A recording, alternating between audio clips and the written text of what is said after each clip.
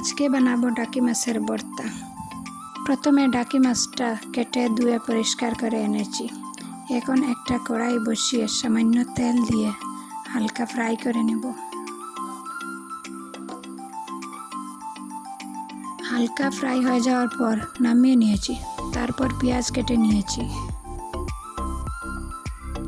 এখন শুকনা মরিচ ভেজে নেব।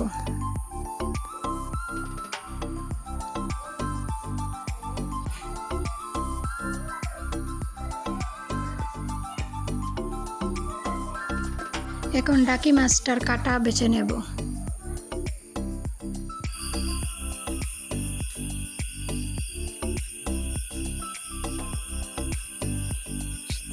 এখন পেঁয়াজের সাথে মরিচটাও মেখে নেব। ভালো করে মেখে নিতে হবে।